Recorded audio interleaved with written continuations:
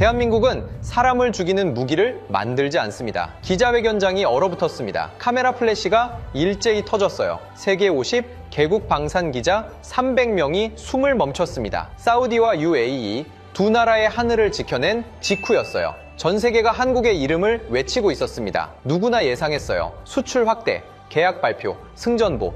그런데 한국의 입에서 나온 첫 마디가 철학이었습니다. 우리는 날아오는 죽음을 막을 뿐입니다. 저희는 평화 수출국입니다. 이것은 그 사막의 이야기입니다. 도대체 한국은 누구 편이야? 이란 놈들이 물었습니다. 사우디도 물었습니다. 미국도 물었습니다. 아무도 답을 듣지 못했어요. 대신 미사일만 하늘에서 사라졌습니다. 저는 나세르 알카흐타니, 사우디 왕립방공사령부 리야드 북부기지 작전실장입니다. 중령. 26년간 이 하늘을 지켜왔어요. 미국 텍사스 포트블리스에서 패트리어트 운용 교육을 받았습니다. 영어가 아랍어보다 편한 남자예요. 미국을 믿었습니다. 미국이 만든 것을 믿었습니다. 한 번도 의심한 적 없었어요. 세계 최강이라 자부하던 사우디 방공망이 17분 만에 박살났습니다. 그날 밤 저는 리야드 북부 방공기지 지하 통제실에서 얼굴에 박힌 콘크리트 파편을 뽑을 겨를도 없이 바닥에 처박혀 있었어요. 천장 배관이 터지면서 뜨거운 증기가 쏟아졌습니다. 등이 되었어요. 군복 사이로 살가죽이 벗겨지는 게 느껴졌지만 그걸 신경 쓸 여유가 없었습니다. 기어서 콘솔까지 갔어요. 무릎뼈가 깨진 타일 위를 지날 때마다 유리 가루가 살을 파고들었습니다. 스크린이 살아 있었습니다. 녹색 불빛, 클리어. 이상 없음. 밖에서는 석유시설이 불타고 있는데 이 미국산 쇠덩이는 아무 일도 없다고 말하고 있었어요. 수천억 원짜리 장비가 제 눈앞에서 거짓말을 하고 있었습니다. 페르시아만 방향에서 기어든 것들은 자폭 드론 18대와 적어도 순항미사일 3발이었어요. 드론은 지면을 핥듯이 낮게 날았습니다. 자동차보다 느리게, 체온보다 차가운 플라스틱 몸통으로. 패트리어트는 하늘 꼭대기에서 마하 단위로 떨어지는 뜨겁고 빠른 것들을 잡도록 만들어진 체계였어요. 모래 위를 기어오는 싸구려 깡통은 레이더 아래로 슬그머니 빠져들어왔고 이 비싼 방패는 그걸 적으로 인식조차 하지 못했습니다. 17분이었어요. 첫 번째 폭발부터 마지막 화염까지 세계 최대 석유시설이 17분 만에 불바다가 됐습니다. 작전실이 지옥이었어요. 경보음이 12개 콘솔에서 동시에 울렸습니다. 연기와 먼지가 뒤엉켜 3m 앞이 보이지 않았어요. 그 속에서 제 부하들이 피를 흘리며 기침을 토해내고 있었습니다. 미국인은 한 명도 보이지 않았어요. 전 구역 수동 요격 전환, 자동 시스템 버려, 목이 찢어지도록 고함을 질렀습니다. 부하들이 흔들리는 다리로 자리에 매달렸어요. 수동 조준 레이더를 끌어올리려는 손가락들이 떨리고 있었습니다. 26년간 미국제 자동 시스템에만 기대온 대가였어요. 수동 조작 훈련은 연례 평가에서도 늘 뒷전이었습니다. 미국 기술진이 가슴을 치며 장담했으니까요. 이 시스템은 절대 실패하지 않습니다. 세계 최강국이 자국 기술에 거는 그 오만한 자부심을 저는 진심으로 믿었어요. 콘솔 키보드를 두드렸습니다. 시스템 강제 재부팅. 화면이 한번 꺼졌다 켜졌어요. 에러 창이 떴습니다. 시스템 권한 제한. 현장 수동 전환에 본국 기술진 승인 필요. 영어였어요. 워싱턴에 본사를 둔 미국 방산 기업의 영어. 제 나라 하늘을 지키는 장비인데 최종 권한은 1000km 밖 미국 본사에 있었습니다. 우리 아이들이 죽어가는 이 순간에도 워싱턴 어딘가에서 누군가가 승인 버튼을 눌러줘야만 이 방패가 작동하는 구조였어요. 주먹으로 콘솔을 내리쳤습니다. 한 번, 두 번, 세 번째에 손등 가죽이 터졌어요. 피가 키보드 위로 뚝뚝 떨어졌습니다. 화면은 꿈쩍도 하지 않았어요. 차갑고 단단한 영어 글씨가 저를 비웃고 있었습니다. 그때 통제실 뒤쪽 방폭문이 벌컥 열렸어요. 더글러스 펜턴, 미국 컨스텔레이션 디펜스 중동 총괄 부사장, 워싱턴에서 이 기지에 상주하며 억대 연봉을 받아 챙기던 자였습니다. 양복 위에 방탄복을 껴입고 있었어요. VIP 벙커로 향하는 걸음이라는 건 한눈에 알 수 있었습니다. 뒤따르는 기술자 4명도 마찬가지였어요. 노트북 가방을 짊어지고 고개를 숙인 채 종종 걸음을 치고 있었습니다. 시스템을 복구하려는 움직임은 눈곱만큼도 없었어요. 펜턴, 시스템을 복구시켜. 더글러스가 걸음을 멈추지 않았습니다. 고개만 살짝 돌렸어요. 그 눈에는 공포도 미안함도 아무것도 없었습니다. 오직 계산만 있었어요. 이 상황에서 자기 몫의 손익을 따지고 있는 눈이었습니다. 중령. 이건 이란의 미등록 변칙 주파수 공격이에요. 계약서 제14조 면책 조항 해당 사안입니다. 우리 시스템의 결함이 아닙니다. 매뉴얼 한 권을 콘솔 위에 턱 던졌어요. 2000페이지짜리 영문 계약서였습니다. 읽어봤자 이해할 수 없는 미국식 법률 영어로 꽉 차 있었어요. 수천억 원을 내고 무기를 사면서도 정작 그 무기의 생사여탈권은 우리 손에 없었습니다. 처음부터 그랬어요. 저만 몰랐을 뿐이죠. 네 번째 폭발이 천장의 형광등을 박살냈습니다. 유리 가루가 눈처럼 흩날렸어요. 그 속에서 더글러스의 뒷모습이 방폭문 너머로 사라졌습니다. 우리 병사들의 피가 바닥에 고이는 순간 미국에서 온 자들은 제 눈앞에서 도망치고 있었어요. 밖은 더 처참했습니다. 안테나 철탑이기가 불타고 있었어요. 활주로에 들어온 파편이 비처럼 쏟아지고 있었습니다. 제 부하들이 소화기를 들고 뛰어다녔지만 불길은 잡히지 않았어요. 매캐한 화약 냄새와 탄쇠가루 냄새가 뒤엉켜 숨을 쉴 때마다 목구멍이 갈렸습니다. 비명이 철탑 방향에서 들려왔어요. 하심이었습니다. 21살. 이 기지의 최연소 레이더 관제병. 군사학교 출신도 아닌 일반 징집병이었어요. 레이더 소프트웨어를 독학으로 뜯어볼 만큼 영리한 아이였습니다. 제가 직접 뽑아 키운 아이. 3년간 밥을 같이 먹고 새벽 훈련을 같이 뛴 제 막내였어요. 그 아이가 공구통을 움켜쥔 채 불타는 안테나 철탑을 기어오르고 있었습니다. 냉각 라인을 수동으로 차단하면 레이더 한 기라도 살릴 수 있다는 판단이었겠죠. 미국 기술자들이 해야 할 일이었어요. 억대 연봉을 받는 전문가들이 매뉴얼대로 처리했어야 할 작업을. 21살 현지 징집병이 맨손에 공구통 하나 들고 뛰쳐나간 겁니다. 하심, 내려와, 명령이다. 제 고함은 폭발음에 묻혔습니다. 하심이 철탑 중간쯤에서 냉각 밸브에 손을 뻗었어요. 손가락이 닿기 직전이었습니다. 섬광이 먼저였어요. 자폭 드론 한 대가 철탑 상단에 직격했습니다. 폭발의 충격파가 하심의 몸을 허공으로 날렸어요. 저는 그 장면을 똑똑히 봤습니다. 시간이 느려지는 것 같았어요. 그 아이의 왼팔이 어깨째 찢겨나가는 장면을 저는 한 발짝도 움직이지 못한 채 서서 봐야만 했습니다. 하심이 모래바닥에 추락했어요. 뛰었습니다. 어떻게 뛰었는지 기억나지 않아요. 무너진 철골 사이로 기어 들어갔습니다. 하심이 거기 있었어요. 눈은 떠 있었습니다. 왼쪽 어깨 아래가 없었어요. 뼈가 드러나 있었습니다. 피가 모래를 적시며 검게 퍼져나갔어요. 하심을 끌어안았습니다. 그 아이의 피가 제 군복을 적셨어요. 뜨거웠습니다. 사람의 피가 이렇게 뜨거운 줄 처음 알았어요.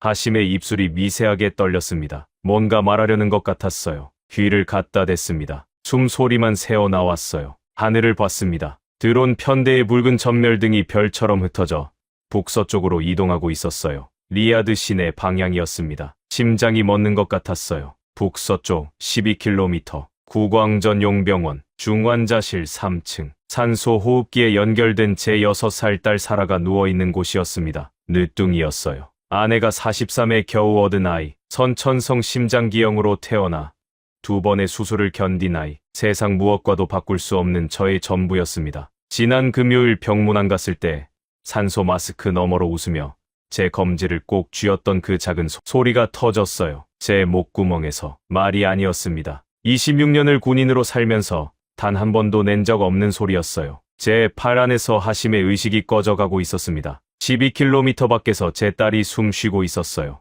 붉은 전멸등들이 그 아이에게로 날아가고 있었습니다. 저는 아무것도 할 수 없었어요. 날이 밝았습니다. 차라리 밝지 않았으면 좋겠다고 생각했어요. 어둠 속에서는 보이지 않던 것들이 햇살 아래 전부 드러났거든요. 활주로는 드론 파편에 갈려 쟁기로밭을 판 것처럼 뒤집혀 있었습니다. 레이더 안테나 3기 중 2기가 뿌리째 꺾여 모래 위에 널브러져 있었어요. 남은 한 기도 상단이 까맣게 녹아 있었습니다. 연기가 아직 피어오르고 있었어요. 야전 텐트에 하심이 누워 있었습니다. 밤새 의식이 오락가락했어요. 찢겨나간 왼팔 절단면에 응급지혈대가 감겨 있었지만 피가 멈추지 않았습니다. 붕대가 벌써 검붉게 젖어 있었어요. 사막의 50도 열기 속에서 제대로 된 소독 한 번 받지 못한 살이 부풀어 오르기 시작하고 있었습니다. 속보가 전 세계로 타전됐어요. 사우디 방공망 17분 만에 무력화. 그 한 줄이 제26년 군 경력을 짓밟았습니다. 수조 원을 쏟아부은 나라의 하늘이 싸구려 드론.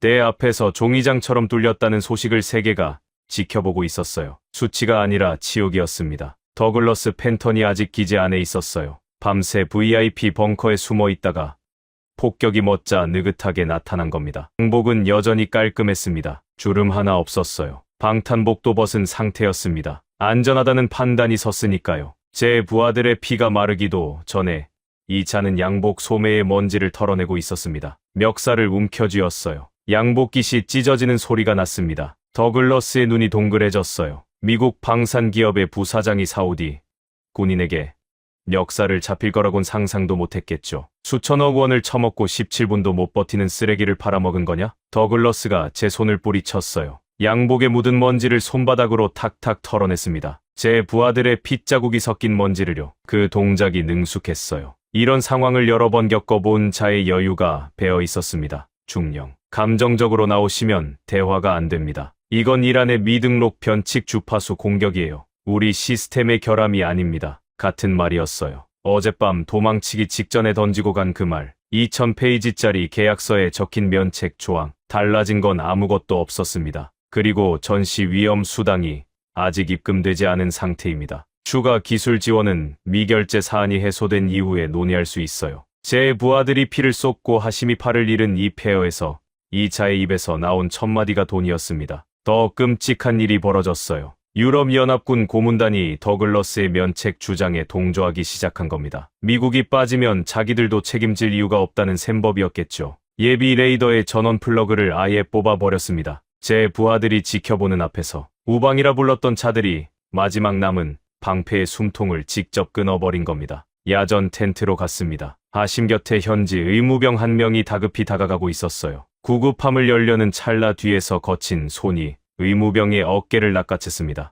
더글러스였어요. 이 차가 텐트까지 따라온 겁니다. 잠깐. 그 구급함은 자산입니다. 제 귀를 의심했어요. 더글러스가 의무병을 밀쳐냈습니다. 구급함 안에 지혈대, 항생제, 소독약을 하나하나 꺼내 자신의 검은 가방에 쑤셔 넣었어요. 하심에게 쓸 약이었습니다. 팔을 잃고 썩어가는 21살 청년에게 쓸 약을 이 자는 자산이라며 빼앗고 있었어요. 미국 본사 자산 보호 규정에 따른 조치입니다. 현지인 의료 지원은 계약 범위에 포함되지 않아요. 하심이 신음했어요. 의식이 돌아온 건지 고통 때문인지 알 수 없었습니다. 더글러스는 하심을 한 번도 쳐다보지 않았어요. 바닥에 피 묻은 거즈가 떨어져 있었는데 그걸 구두 끝으로 밀어내며 지나갔습니다. 이 자에게 하심은 사람이 아니었어요. 계약서에 적히지 않은 이름일 뿐이었습니다. 전용 헬기가 기지 동쪽 공터에 내려앉았습니다. 더글러스가 가장 먼저 뛰어갔어요. 우리 병사들에게서 빼앗은 약이 든 검은 가방을 움켜쥔 채 헬기 착륙장까지 가는 길에 부상당한 현지 병사 한 명이 더글러스의 바지가랑이를 붙잡았어요.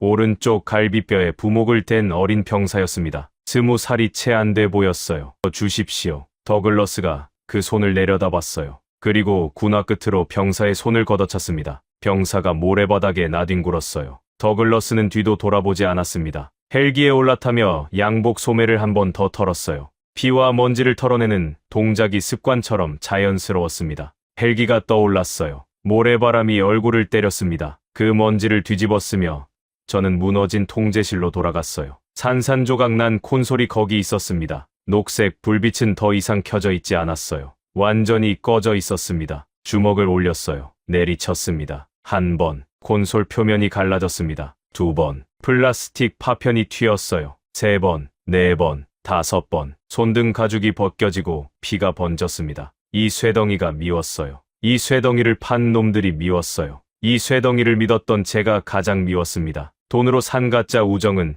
첫 번째 미사일이 떨어지자마자 사막의 신기루처럼 증발해버렸어요. 미국이 남긴 건 먹통이 된 기계와 두꺼운 면책 계약서뿐이었습니다. 제 부하들의 피와 하심의 팔과 이 나라의 자존심은 계약서 2000페이지 어디에도 적혀 있지 않았어요. 피 묻은 주먹을 내려놓았습니다. 군복 주머니에 손을 넣었어요. 지갑이 잡혔습니다. 꺼냈어요. 안쪽 칸에 명함 한 장이 있었습니다. 꼬깃꼬깃 접힌 낡은 명함. 1년 전 서울 에이덱스 방산 전시회에서 받은 것이었어요. 받았다는 표현도 과분합니다. 한국 부스 앞을 지나가는데 투박한 인상의 남자가 두 손으로 공손히 내밀었어요. 저는 눈길도 주지 않았습니다. 미국 록히드 마틴 부스로 가는 길이었거든요. 왜 한국 명함 따위를 지갑에 넣었는지 기억도 나지 않아요. 아마 버리기 귀찮았던 거겠죠. 그 명함이 지금 제 손에 있었습니다. 피에 젖은 채로 글씨가 번져 있었지만 전화번호는 읽을 수 있었어요. LIGNX1 배악수 유도무기체계 수석 책임원. 무기였습니다. 위성 전화를 눌렀어요. 손가락이 번호를 찍을 때마다 미끄러졌습니다. 마른 피 때문이었어요. 세 번째 시도에 신호음이 잡혔습니다. 한국과의 시차가 6시간. 그쪽은 토요일 새벽이었을 겁니다. 신호음이 4번 울렸어요. 끊어지면 어쩌나 가슴이 쪼그라들었습니다. 5번째 신호음 끝에 수화기 너머로 거친 숨소리가 들렸어요. 여보세요. 한국어였습니다. 잠에서 막 깬 듯 쉰 목소리였어요. 저는 영어로 말해야 했습니다. 입이 떨어지지 않았어요. 26년 군 경력의 중령이 수화기를 붙잡고 아무 말도 못하고 있었습니다. 자존심 때문이 아니었어요. 목구멍에 걸린 건 울음이었습니다. 배수석. 저는 사우디 방공사령부 나세르 알카흐타니입니다. 숨을 삼켰어요. 체면이라는 걸 버려야 했습니다. 이 나라의 중령이 1년 전 명함 한 장 던져주듯 받아 구겨 넣었던 상대에게 매달려야 했어요. 하늘이 뚫렸으니까요. 제 힘으로는 막을 수 없었으니까요. 우리 방공망이 무너졌습니다.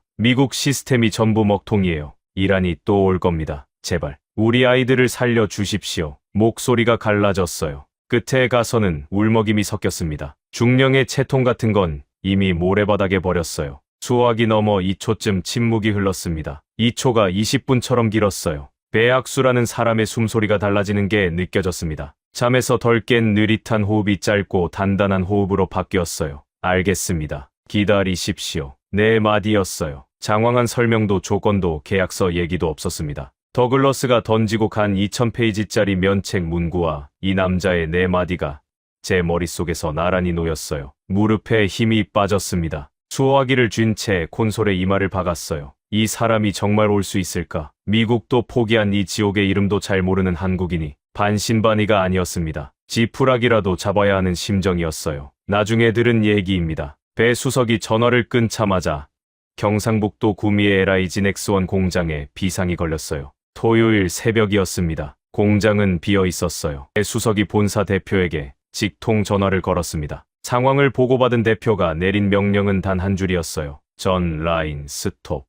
주말 반납하고 천궁부터 찍어내. 수출 규정이고 서류 절차고 전부 무시한 특명이었습니다. 새벽잠을 자던 엔지니어들이 불려나왔어요. 가족과 주말을 보내던 기술자들이 공장으로 뛰어왔습니다. 생산 라인이 돌기 시작했어요. 쇳가루와 용접 불꽃이 밤낮 없이 터졌습니다. 세계 방위 산업계의 상식으로는 천궁 포대를 실전 배치 수준으로 납품하려면 최소 6개월이 걸렸어요. 미국 로키드 마틴의 패트리어트도 유럽의 어떤 시스템도 이 기한을 깨본 적이 없었습니다. 물리적으로 불가능하다고 했어요. 매뉴얼에 그렇게 쓰여 있으니까요. 한국은 매뉴얼대로 하지 않았습니다. 36시간 만에 해냈어요. 그 사이 저는 기지에서 한숨도 자지 못했습니다. 아심 곁을 지켰어요. 의식이 오락가락하는 아이의 이마를 젖은 천으로 닦아주는 것 말고는 할 수 있는 게 없었습니다. 더글러스가 빼앗아 간 항생제 대신 물과 천 쪼가리가 전부였어요. 사라에게 전화를 걸었습니다. 병원 간호사가 받았어요. 아이 상태는 안정적이라고 했습니다. 산소 마스크 너머로 잠들어 있다고. 아빠 언제 오냐고 자기 전에 물었다고요. 수화기를 쥔 손이 떨렸습니다. 대답해 줄 수가 없었어요. 36시간이 지났습니다. 리야드 군사공항에 갈라진 활주로 위로 거대한 수송기 한 대가 내려왔어요.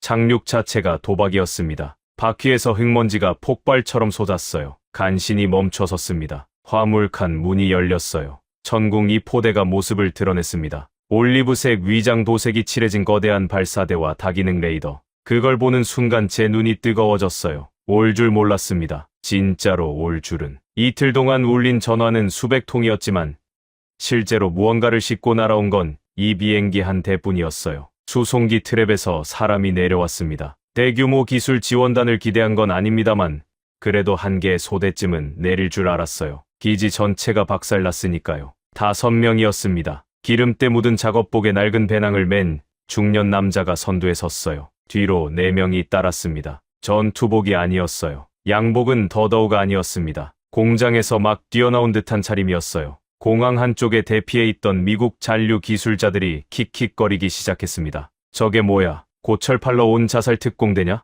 영어로 내뱉는 조롱이 바람에 실려왔어요. 고작 5명이 깡통 미사일을 들고 미국이 포기한 기지를 살리겠다고? 그게 그들의 계산이었습니다. 선두에 선 남자가 조롱을 들었을 겁니다. 거리가 30m도 안 됐으니까요. 그런데 고개를 돌리지 않았어요. 눈길 한 번 주지 않았습니다. 그 무시가 어떤 반박보다 강했습니다. 저는 공항 바닥에 주저앉아 있었습니다. 이 나라 방공의 작전실장이 무너진 공항 바닥에 주저앉아 있었어요. 다리에 힘이 없었습니다. 이틀을 제대로 자지 못했고 먹지도 못했어요. 군복에 하심에 피가 마르지 않은 채 굳어 있었습니다. 그 남자가 제 앞에 멈춰 섰어요. 기름때 묻은 작업복에서 쇳가루 냄새가 났습니다. 손이 내려왔어요. 투박하고 갈라진 큰 손이었습니다. 30년간 미사일 쇠를 만져온 손이라는 게 한눈에 보였어요. 그 손이 제 피 묻은 손을 덥석 잡았습니다. 거칠었지만 따뜻했어요. 그 손에 이끌려 몸이 올라왔습니다. 배학수 수석이었어요. 명함 속 이름이 눈앞에 서 있었습니다. 1년 전 전시회에서 제가 눈길도 주지 않았던 그 사람이 만 김을 날아와 제 피 묻은 손을 잡아 일으키고 있었어요. 입을 열었습니다.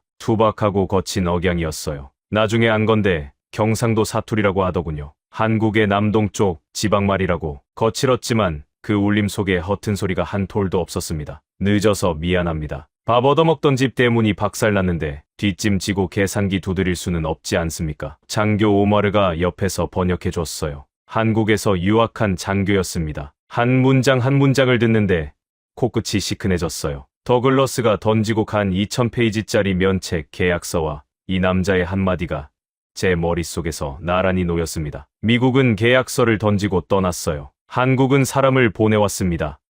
5명뿐이었지만 계약서는 한 장도 꺼내지 않았어요. 배 수석이 기지에 도착해서 제일 먼저 한 일은 장비 점검이 아니었습니다. 하심이 누워있는 야전 텐트를 찾았어요. 40분 동안 하심의 곁에 쭈그려 앉아 상처를 들여다봤습니다. 한마디도 하지 않았어요. 찢겨나간 팔의 절단면을, 부풀어 오른 살을, 검붉게 젖은 붕대를 묵묵히 봤습니다. 텐트 밖으로 나왔을 때 제가 호텔 열쇠를 내밀었어요. 리야드 시내 특급 호텔 키였습니다. 배 수석. 호텔을 잡아뒀습니다. 쉬시면서 작업 계획을 세우십시오. 배 수석이 열쇠를 받았어요. 손바닥 위에 올려놓고 잠깐 들여다봤습니다. 번쩍이는 금색 키홀더였어요. 이 폐허에서 유일하게 깨끗한 물건이었습니다. 손가락으로 퉁겨 올렸어요. 금색 열쇠가 포물선을 그리며 모래바닥에 떨어졌습니다. 배 수석은 그걸 쳐다보지도 않았어요. 이미 등을 돌리고 있었습니다. 피냄새와 모래바람이 진동하는 야전 텐트 쪽으로 걸어가고 있었어요. 우리는 여기서 잡니다.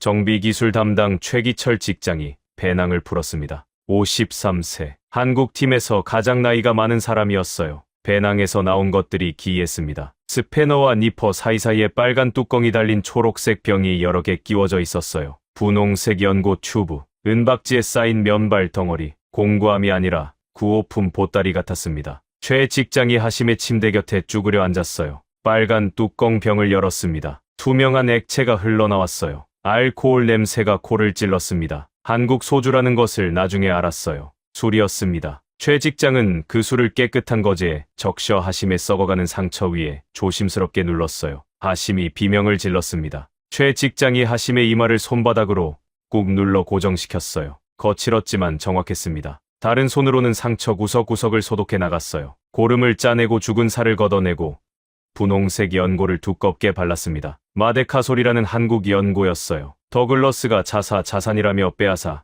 간 수백만 원짜리 미제 구급 키트 대신 한국 아저씨의 배낭에서 나온 소주와 연고가 하심의 살을 살리고 있었습니다. 소독이 끝나자 최 직장이 은박지 봉지를 꺼냈어요. 반합 뚜껑에 물을 붓고 고체 연료에 불을 붙였습니다. 3분 뒤 얼큰한 냄새가 텐트 안에 퍼졌어요. 한국의 라면이었습니다. 하심에게 반합 뚜껑을 건넸어요. 하심이 국물을 한 모금 마셨습니다. 2모금, 3모금. 하심의 눈에서 물이 흘렀어요. 소리 없이 밤이 왔습니다. 배 수석이 본격적으로 시스템 연동 작업에 들어갔어요. 기지 외곽의 67세 퇴역 하사 파이살이 모래바닥에 손가락으로 바람기를 그렸습니다. 페르시아만에서 불어오는 해풍이 만드는 모래 회오리. 미국 AI가 분석하지 못한 레이더 사각지대를 글도 모르는 노인이 모래 그림 한 장으로 뚫어냈어요. 하심이 그 데이터를 한 손으로 키보드에 입력했습니다. 팔이 잘려나간 스무한 살 청년의 피 묻은 손가락이 미국 슈퍼컴퓨터가 긋지 못한 경계선을 한 줄 한 줄 덮어쓰고 있었어요. 그리고 이란의 2차 공격이 왔습니다. 탄도미사일과 드론의 복합 공격. 1차 때보다 규모가 컸어요. 리야드 방향으로 빨간 점들이 쏟아져 내렸습니다. 사라가 있는 병원 방향으로. 배 수석이 발사 콘솔 앞에서 한 발짝 물러났어요. 자리를 비워준 겁니다. 하심이 휠체어를 밀고 콘솔 앞에 섰습니다. 피 묻은 오른손이 발사 버튼 위에 올라갔어요. 천궁이 발사됐습니다. 32발 일제 발사. 사막의 모래가 수십 미 높이로 들어 올려졌어요. 이란의 미사일이 한 발도 땅에 닿지 못한 채 하늘에서 산산조각 났습니다. 사라가 있는 병원 위로 떨어질 뻔했던 죽음이 한국이 만든 불꽃이 되어 공중에서 흩어졌어요. 사우디 하늘이 되살아난 겁니다. 하지만 이란은 포기하지 않았습니다. 사우디가 막히자 칼끝을 돌렸어요. 더 약한 곳으로. 이란 혁명수비대 작전실에서 새 지도가 펼쳐졌습니다. 이번엔 아부다비였어요. 사우디에서 벌어진 일을 저는 뉴스로 봤습니다. 한국이 사우디를 지켰다고요? 믿기 어려웠어요. 저는 칼리파 알자베르, UAE 방공사령부 알다프라 기지작전 차관입니다. 준장. 28년간 이 하늘 아래 있었어요. 사우디가 뚫렸다는 소식을 들었을 때 솔직히 남의 일이라고 생각했습니다. 우리 시스템은 최신 버전이니까 사우디보다 낫다고 믿었어요. 그 자만이 무너지는 데는 사우디와 똑같은 시간이 걸렸습니다. 자폭 드론이 먼저 왔어요. 페르시아만 쪽에서 모래바람을 타고 기어들어왔습니다. 레이더 아래를 긁듯이 낮게. 사우디 때와 같은 수법이었어요. 뒤이어 순항미사일과 탄도미사일이 섞여 들어왔습니다. 드론으로 방공망을 분산시키고 그 틈에 진짜 주먹을 꽂아 넣는 복합 공격이었어요. 아부다비 연료 저장 구역에서 화염이 치솟았습니다. 공항 인근에서 폭발이 연쇄적으로 터졌어요. 사망자가 나왔습니다. 내 기지의 안테나 철탑이 불타기 시작했어요. 통제실 천장에서 콘크리트 가루가 쏟아졌습니다. 그린을 봤어요. 녹색 불빛, 클리어, 이상 없음. 밖에서는 내 부하들이 피를 흘리고 있는데 미국산 장비는 아무 일도 없다고 말하고 있었습니다. 사우디에서 들었던 그 이야기가 내 눈앞에서 똑같이 재현되고 있었어요. 수동 전환을 시도했습니다. 에러 메시지가 떴어요. 본사 승인 없이 수동 조작 불가. 같은 영어, 같은 구조, 같은 배신. 더글러스 팬턴이 이 기지에도 있었습니다. 사우디에서 헬기 타고 도망친 뒤 UAE로 옮겨와 있었어요. 나중에 나세르 중령에게 전해 들었습니다. 이 차는 사우디에서 약을 빼앗고 병사를 발로 걷어차고 면책 계약서를 던지고 떠났던 바로 그 인간이었습니다. 그런데 아무 일도 없었다는 듯이 UAE 기지에 앉아 있었어요. 양복을 바꿔 입고 통제실 뒤쪽 문이 열렸습니다. 더글러스가 방탄복을 껴입고 있었어요. 또 VIP 벙커로 향하는 걸음이었습니다. 팬턴, 차관, 계약서 제14조, 사우디 건과 동일한 면책 사안입니다. 계약 조건은 국가별로 동일해요. 같은 대사였어요. 사우디에서 나세르 중령에게 던졌던 그 말을 글자 하나 안 바꾸고 제게 뱉은 겁니다. 이 자에게 사우디도 UAE도 구분이 없었어요. 돈을 내고 무기를 산 고객이라는 점만 같았고 면책 조건도 같았으니까요. 나라가 다르고 사람이 다르고 피가 다른 건 이 자의 계산에 포함되지 않았습니다. 유럽 고문단도 똑같았어요. 사우디 때와 판박이었습니다. 예비 레이더 전원을 뽑았어요. 미국이 빠지면 자기들도 빠진다는 논리. 사우디에서 한번 써먹은 공식을 UAE에서 또 써먹고 있었습니다. 더글러스가 헬기에 올라탔어요. 이번에도 가장 먼저. 이번에도 양복 소매를 털었어요. 제 부하들의 피가 묻은 먼지를. 이번에도 뒤를 돌아보지 않았습니다. 야전 텐트에 라시드가 누워 있었어요. 25살, 통신 장교. 드론 파편의 오른팔과 얼굴 절반에 화상을 입었습니다. 붕대 사이로 진물이 흘러내리고 있었어요. 더글러스가 사우디에서 했던 것처럼 이 기지에서도 구급함을 자산이라며 회수해 갔습니다. 남은 건 물과 천조가리뿐이었어요. 서울에 전화를 걸었습니다. UAE 국방부를 통해 한국방위사업청으로 연결됐어요. 사우디에서 천궁이 실전 배치됐다는 건 이미 알고 있었습니다. 그 팀을 보내달라고 했어요. 엔지니어를 보내주십시오. 제발. 한국 측 대답은 한마디였습니다. 엔지니어는 이미 출발했습니다. 뭐라고요? 사우디에서 실전 데이터를 가슴팍에 품은 그 5명이 이미 수송기 위에 있었습니다. 사우디 요격이 끝나고 채 반나절도 쉬지 못한 채 한국 본사의 명령도 외교 채널의 공식 요청도 기다리지 않았어요. 이란이 칼끝을 UAE로 돌렸다는 정보가 뜨자마자 배악수 수석이 직접 판단한 거였습니다. 사우디에서 성공했으니 끝이 아니었어요. 사우디에서 사람이 죽었으니까 UAE에서도 죽을 수 있으니까 그러니까 가는 거였습니다. 이 사람들은 계약서에 적힌 대로 움직이는 게 아니었어요. 피가 흐르는 쪽으로 움직이고 있었습니다. 48시간 뒤 아부다비 군사공항에 갈라진 활주로 위로 수송기가 내려왔어요. 사우디 때와 같은 비행기, 같은 화물. 이번엔 천궁포대 3개가 실려 있었습니다. 트랩에서 내려온 건 같은 5명이었어요. 같은 기름때 작업복, 같은 낡은 배낭. 달라진 건 하나뿐이었습니다. 얼굴에 사우디 사막의 모래가 아직 묻어 있었어요. 씻을 시간이 없었던 겁니다. 배악수 수석이 트랩을 내려와 제 앞에 섰을 때 저는 그 얼굴을 보고 말문이 막혔습니다. 눈 밑에 시커먼 그늘이 내려앉아 있었어요. 광대뼈가 튀어나와 있었습니다. 사우디에서 3일을 버티고 쉬지도 못한 채 비행기에 올라탄 사람의 얼굴이었어요. 작업복 소매에 누군가의 핏자국이 아직 마르지 않은 채 얼룩져 있었습니다. 사우디 병사의 피인지 본인의 피인지 알 수 없었어요. 당신들 사우디에서 왔다는 거요? 거기서도 이걸 겪고 또 여기로 온 겁니까? 배 수석이 제 눈을 봤어요. 한 박자 쉬더니 입을 열었습니다. 우리가 안 오면 누가 옵니까? 통역 장교 야세르가 옆에서 번역해줬습니다. 한국에서 유학한 장교였어요. 야세르의 목소리가 떨리고 있었습니다. 제가 호텔 키를 내밀었어요. 아부다비 시내 특급 호텔이었습니다. 사우디에서 있었던 일을 나세르 중령에게 전해 들었거든요. 호텔 키를 모래에 던져버렸다는 얘기를. 그래도 내밀어야 했습니다. 이 지옥에 와준 것만으로도 감사한 분들이었어요. 배 수석이 열쇠를 보더니 받지도 않았어요. 손을 뻗지도 않았습니다. 지난번엔 던졌는데 이번엔 받을 시간도 아깝습니다. 등을 돌리고 야전 텐트 쪽으로 걸어갔어요. 피 냄새와 모래바람이 진동하는 그곳으로 나머지 4명이 아무 말 없이 따라갔습니다. 가장 어린 엔지니어의 양손에 붕대가 감겨 있었어요. 오다로 29살이라고 했습니다. 사우디에서 뭔 일이 있었는지 나중에 들었어요. 정밀 용접기가 모래바람에 고장나자 이 청년이 맨손으로 납땜을 했다고. 머리카락 굵기의 케이블 선을 하나하나 맨살 감각으로 잡아야 했기 때문에 방열 장갑을 벗었다고. 500도짜리 인두를 맨손으로 쥐고 2시간을 버텼다고. 그래서 양손에 2도 화상을 입었다고. 그 손으로 배낭끈을 아픔을 감추며 잡고 걷고 있었습니다. 사우디 사막에서 태운 살가죽 위에 붕대를 감은 채로 2번째 사막에 내린 겁니다. 최기철 직장이 라시드의 텐트로 곧장 갔어요. 사우디에서 하심에게 했던 것과 똑같았습니다. 배낭을 풀었어요. 소주병을 꺼냈습니다. 거즈에 적셔 라시드의 화상 부위를 소독했어요. 라시드가 비명을 질렀습니다. 최 직장이 이마를 꾹 눌러 고정시키고 다른 손으로 마데카소를 발랐어요. 3분 뒤 반합 뚜껑에 라면이 끓어올랐습니다. 라시드가 국물을 한 모금 마시고 울었어요. 소리 없이. 사우디에서 했던 그대로였어요. 같은 소주, 같은 연고, 같은 라면, 같은 눈물. 나라가 다르고 이름이 다르고 상처가 달라도 이 사람들이 하는 일은 같았습니다. 사람을 살리는 거였어요. 밤이 왔습니다. 배 수석이 시스템 연동 작업에 들어갔어요. 사우디와 같은 문제였습니다. 미국제 레이더와 한국 천궁의 프로토콜이 달랐어요. 물리적으로 케이블을 직결해야 했습니다. 다만 이번에는 사우디에서 쌓은 실전 데이터가 있었어요. 파이살이 모래바닥에 그린 바람 데이터, 하심이 코딩한 기류 보정값이 이미 천궁 메인보드에 심어져 있었습니다. 사우디 사막에서 배운 눈이 UAE 사막에서도 열릴 수 있었어요. 작업이 사우디보다 빨랐습니다. 첫 번째 사막에서는 모든 것을 맨 땅에서 시작해야 했지만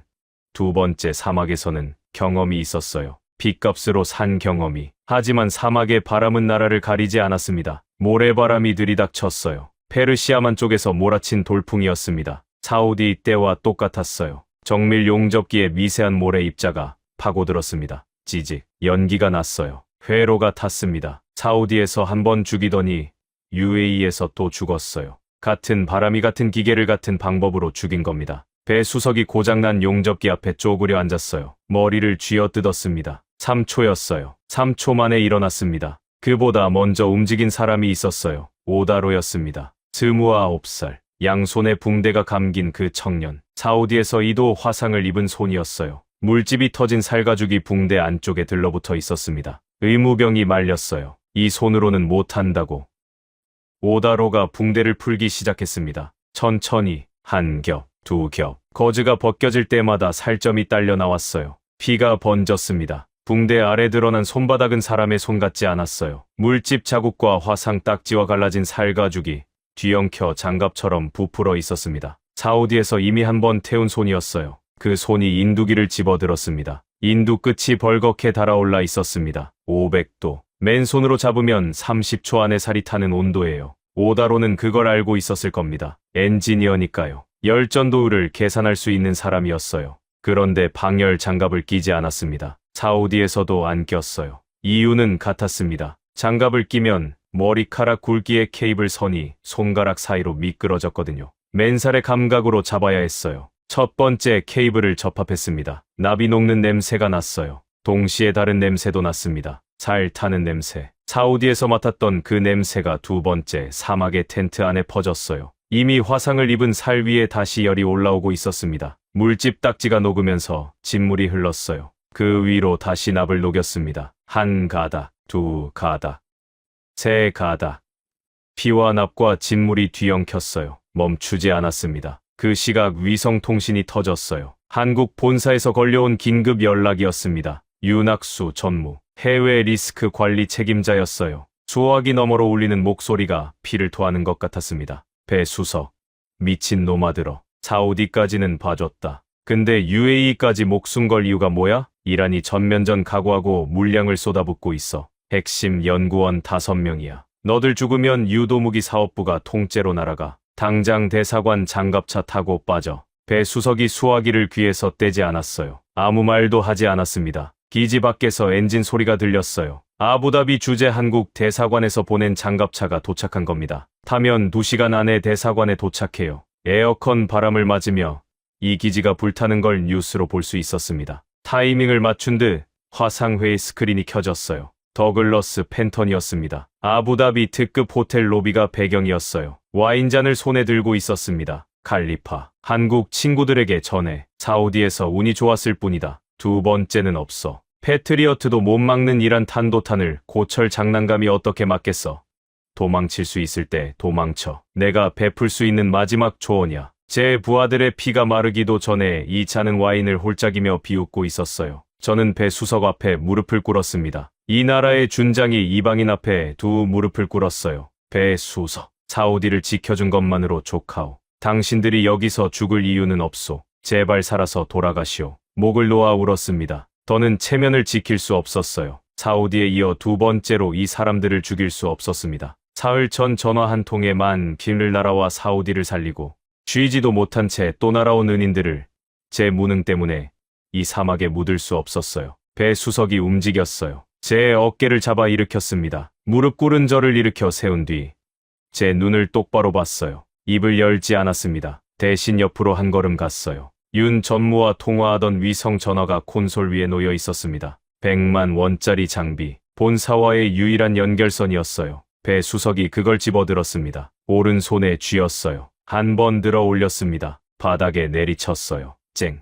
액정이 갈라졌습니다. 한 번 더. 기판이 튀어나왔어요. 바닥에 놓고 군화발로 밟았습니다. 한 번, 두 번, 세 번. 가루가 됐어요. 복귀 명령을, 달기를. 이 남자는 자기 발로 짓밟았습니다. 사우디에서도 안 했던 일이었어요. 사우디에서는 반신반의였다고 했습니다. 가보면 되겠지 했다고. 이번엔 달랐어요. 여기서 빠지면 이 사람들은 진짜 죽는다는 걸 알았으니까. 그걸 알면서 도망가는 건 사람이 할 짓이 아니라고. 배수석이 고개를 들었습니다. 제 부하들을 둘러봤어요. 한국팀 4명의 얼굴도 봤습니다. 오다로의 붕대 풀린 손도 봤어요. 피 흘리는 식구 버리고 꽁무니 빼는 놈은 우리 집안에 없습니다. 전원 위치 사수해. 경상도 사투리가 콘크리트 벽에 부딪혀 울렸어요. 야세르가 통역했습니다. 떨리는 목소리로. 차관님, 이 고집불통 한국 아재들이 두 번째 사막에서도 우리랑 같이 죽겠답니다. 3초간 아무 소리도 나지 않았어요. 그리고 터졌습니다. 울음이. 사우디에 이어 UAE에서도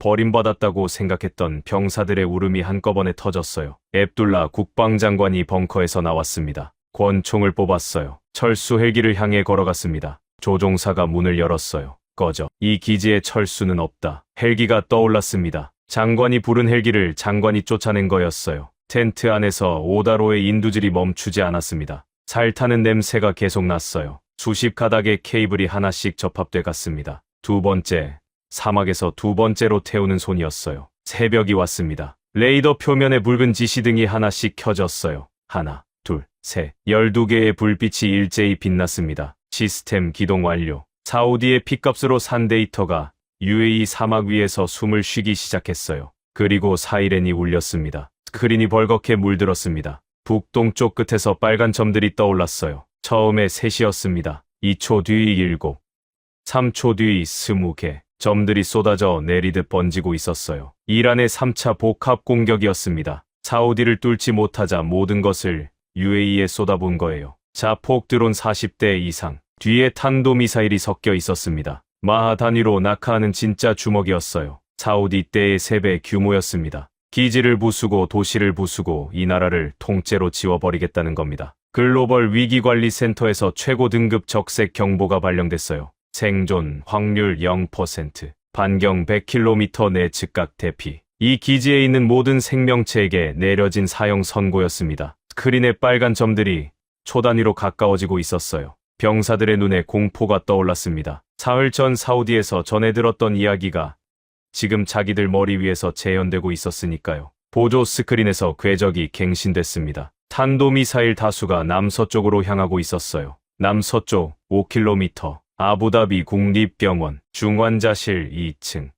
산소 호흡기에 연결된 제7살 딸 아미나가 누워있는 곳이었습니다. 늦둥이였어요. 아내가 45에 겨우 얻은 아이, 선천성 폐질환으로 태어나 병원을 제 집처럼 드나든 아이. 지난주 병문안 갔을 때 산소 마스크 너머로 웃으며 제 검지를 꼭 쥐었던 그 작은 손. 심장이 멎는 것 같았어요. 사우디에서 나세르 중령이 느꼈을 그 공포가 지금 제 차례였습니다. 페르시아만에서 바닷바람이 불기 시작했어요. 사우디의 파이살이 모래바닥에 그려졌던 그 바람이었습니다. 밤마다 불어오는 해풍이 협곡을 때리며 거대한 모래 회오리를 만드는 바람. 미국 레이더의 눈을 멀게 하는 바람이었어요. 전궁은 달랐습니다. 사우디의 하심이 입력한 기류 데이터가 레이더 보정값을 실시간으로 잡아주고 있었어요. 모래 회오리의 궤적을 따라 탐지 주파수가 자동으로 우회했습니다. 사우디에서 피로 산 데이터가 UAE 하늘에서 눈을 뜨고 있었어요. 적이 모래 회오리 속을 타고 침투하고 있었습니다. 미국 레이더였다면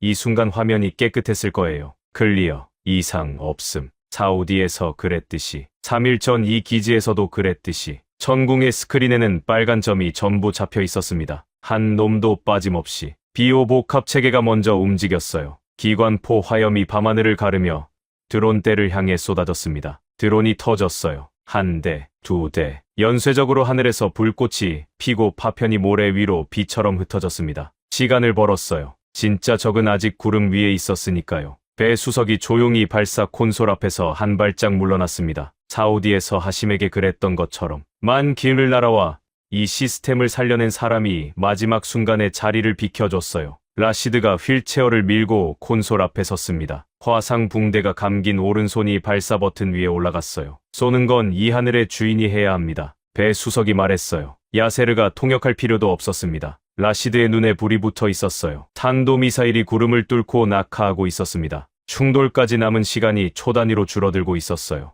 라시드의 손이 내려왔습니다. 버튼을 박살낼듯이 내리쳤어요. 기지 전체가 흔들렸습니다. 천궁의 요격 미사일이 솟구쳤어요. 32발 일제 발사. 거대한 화염이 발사대 뒤로 폭포처럼 쏟아졌습니다. 사막의 모래가 수십 미 높이로 들어 올려졌어요. 32줄기의 하얀 연기가 밤하늘을 찢으며 수직 상승했습니다. 첫 번째 요격이 터졌어요. 상공에서 거대한 섬광이 번졌습니다. 탄도미사일이 공중에서 산산조각 났어요. 두 번째, 세 번째, 연쇄적으로 하늘이 터졌습니다. 아부다비 상공이 거대한 불꽃놀이처럼 빛났어요. 미국 AI의 연산 속도가 3초 단위로 궤적을 재계산하는 동안 천궁의 하드웨어 반응 속도는 0.3초 만에 유도 경로를 확정해버렸습니다. AI가 생각하는 사이에 한국 미사일은 이미 날아가고 있었어요. 100%. 단 한 발의 누락도 없었습니다. 드론도 탄도 남서쪽을 향하던 그 궤적도 전부 하늘에서 사라졌어요. 아미나가 있는 병원 위로 떨어질 뻔했던 죽음이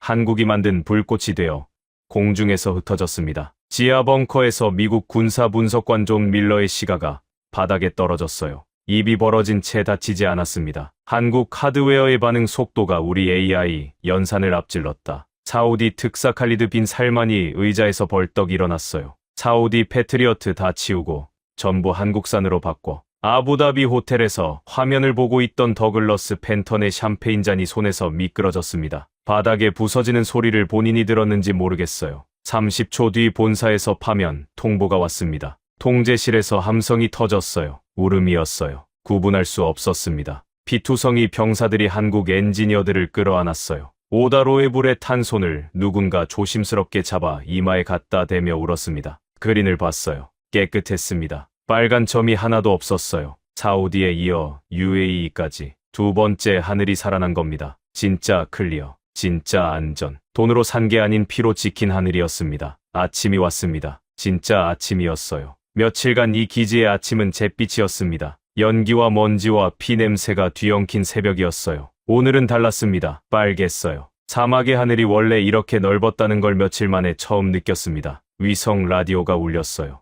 5km 밖 국립병원에서 보낸 통신이었습니다. 아미나가 웃고 있다고 했어요. 산소 마스크 너머로 간호사에게 손을 흔들었다고 했습니다. 활력, 징후 안정, 호흡, 정상, 무릎이 꺾였어요. 서 있을 수가 없었습니다. 라디오를 쥔 채 모래바닥에 주저앉았어요. 눈에서만 물이 흘렀습니다. 멈출 수 없었어요. 사우디에서도 같은 일이 있었다고 나중에 들었습니다. 나세르 중령이 병원에서 연락을 받았을 때 똑같이 바닥에 주저앉았다고. 딸 사라가 무사하다는 소식에 두 나라의 군인이 같은 자세로 같은 눈물을 흘린 거였어요. 앱둘라 장관이 기지를 걸었습니다. 폐허 위에 서 있는 천궁 포대를 지나 맨몸으로 발사대를 끌었던 밧줄 자국이 파인 모래 위를 지나 오다로의 피가 떨어진 납땜 작업대를 지나갔어요. 한 발짝 한 발짝이 느렸습니다. 배 수석 앞에 멈춰섰어요. 그리고 허리를 꺾어 절했습니다. 왕족이었어요. 이 나라 국방의 최고 권력자가 기름때 묻은 한국 엔지니어 앞에서 상체를 접은 겁니다. 한마디도 하지 않았어요. 할 수 없었을 겁니다. 말로는 되지 않는 것이 있으니까요. 오후에 긴급회의가 열렸습니다.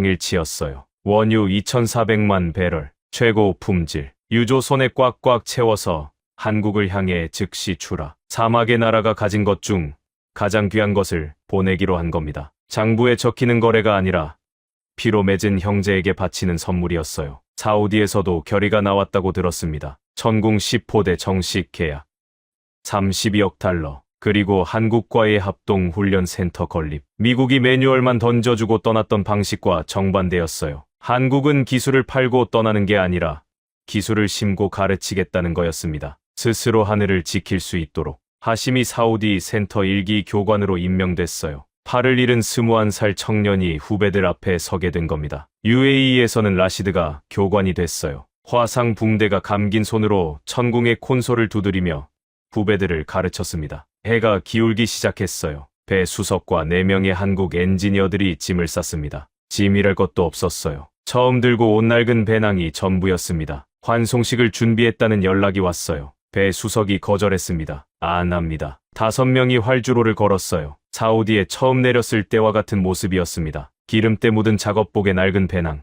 달라진 건 오다로의 양손이었어요. 두 겹의 붕대가 감겨 있었습니다. 사우디에서 한 겹, UAE에서 한 겹. 두 나라의 사막이 남긴 훈장이었어요. 저는 뛰었습니다. 아미나를 안고 뛰었어요. 병원에서 데려왔습니다. 의사가 말렸어요. 상관없었습니다. 이 아이에게 보여줘야 했어요. 이 아이의 하늘을 지켜준 사람들의 등을. 수송기 트랩에 올라서던 배 수석의 등에 대고 소리쳤어요. 뭐라고 소리쳤는지 기억나지 않습니다. 배 수석이 돌아봤어요. 아미나를 안고 서 있는 제가 보였을 겁니다. 7살 딸이 제 목에 매달려 있었어요. 작은 얼굴에 웃음이 있었습니다. 이 아이는 몰랐어요. 며칠간 무슨 일이 있었는지, 누가 머리 위에서 죽음을 걷어냈는지. 배 수석의 발이 트랩 위에서 멈췄어요. 입술이 미세하게 떨렸습니다. 이 사람도 딸이 있다고 했어요. 졸업식도 못 가준 딸이 한국에 있다고. 트랩을 내려왔습니다. 한 발짝, 두 발짝. 제 앞에 섰어요. 끌어안았습니다. 거칠고 뜨거운 포옹이었어요. 등짝을 때렸습니다. 배 수석도 제 등을 때렸어요. 말은 없었습니다. 숨소리만 거칠었어요. 아미나가 작은 손을 뻗어 배 수석의 뺨을 만졌어요. 기름때가 묻어 있었습니다. 아미나가 깔깔 웃었어요. 배 수석의 눈에서 물이 떨어졌습니다. 투박한 경상도 사나이가 이방인의 딸 앞에서 눈물을 흘렸어요. 수송기가 하늘로 떠올랐습니다. 은빛 동체가 사막의 햇살에 반짝이며 작아져 갔어요. 저는 아미나를 아는 채 그 점이 사라질 때까지 서 있었습니다. 같은 시각만 겐박이란 혁명 수비대 지하 작전실에서 하산 모가다미 소장이 지도를 내려다보고 있었습니다. 사우디도 UAE도 빨간 점이 전부 사라져 있었어요. 미사일은 단 한 발도 뚫지 못했습니다. 상대는 총 한 방 쏘지 않았는데 수비대 내부에서 자조 섞인 말이 돌았어요. 미국이 판 무기는 도망쳤다. 한국이 세운 방패는 남았다. 2400년 전 춘추전국 시대에 묵자라는 사람이 있었습니다. 성벽 위에 올라 오직 방어만으로 전쟁을 끝낸 사람. 공격하지 않되 날아오는 죽음은 전부 막았어요. 편을 가르지 않되 살려달라는 손은 전부 잡았습니다. 한국은 사우디를 지켰어요. UAE도 지켰습니다. 어느 쪽 편도 들지 않았고 어느 나라도 공격하지 않았어요. 날아오는 미사일만 막았습니다. 총 한 방 쏘지 않았어요. 평화를 사랑하는 민족이 만든 무기는 사람을 죽이지 않습니다. 날아오는 죽음을 막을 뿐이에요. 아미나가 제 목에 매달린 채 잠들었습니다. 가벼웠어요. 이 아이의 무게가, 이 아이의 숨소리가 살아있다는 것이 세상에서 가장 가벼웠고 세상에서 가장 무거웠습니다. 여러분, 지금까지 미국이 팔고 도망친 하늘을 한국이 되찾은 이야기를 함께 하셨습니다. 어떠셨습니까? 52억짜리 미국 미사일은 3천만 원짜리 플라스틱 드론을 보지도 못했습니다. 세계 최강이라던 패트리어트는 17분 만에 종이장이 됐습니다. 미국 기술진은 2000페이지짜리 면책 계약서를 던지고 벙커로 사라졌습니다. 유럽도 전원 플러그를 뽑고 등을 돌렸습니다. 한국에서 날아온 건 5명이었습니다. 소주로 썩어가는 상처를 닦았습니다. 라면으로 피 흘린 병사의 배를 채웠습니다. 500도짜리 인두를 맨손으로 쥐고 두 나라의 사막에서 살을 태웠습니다. 호텔 키는 모래에 던졌습니다. 복귀 명령은 군화발로 밟아 부쉈습니다. 사우디의 하늘이 살아났습니다. 쉴 틈도 없이 나라가 UAE의 하늘도 살렸습니다. 이란의 미사일은 단 한 발도 땅에 닿지 못했습니다. 상대는 총 한 방 쏘지 않았는데, 그리고 숫자로 잡히지 않는 것들이 있었습니다. 21살 징집병이 팔 잘린 몸으로 기어가 발사 버튼을 누른 것. 67세 퇴역 하사가 모래바닥에 손가락으로 그린 바람길이 미국 슈퍼컴퓨터를 이긴 것. 29살 엔지니어가 두 번째 사막에서 같은 손을 또 태운 것. 계약서에 없는 일을 했습니다. 매뉴얼에 없는 일을 했습니다. 사람이니까 한 겁니다. 돈으로 산 방패는 첫 번째 미사일에 무너졌습니다. 사람이 세운 방패는 끝까지 남았습니다. 이 이야기가 더 많은 분들께 전해져야 한다고 생각하신다면 지금 이 영상을 공유해 주십시오. 여러분의 공유 하나가 대한민국이 어떤 나라인지 세상에 알리는 일이 됩니다. 가슴이 뜨거워지셨다면 댓글에 홍익인간 4글자만 남겨주십시오. 미국은 계약서를 던지고 떠났습니다. 한국은 사람을 보냈습니다. 그리고 그 사람들이 두 나라의 하늘을 지켰습니다.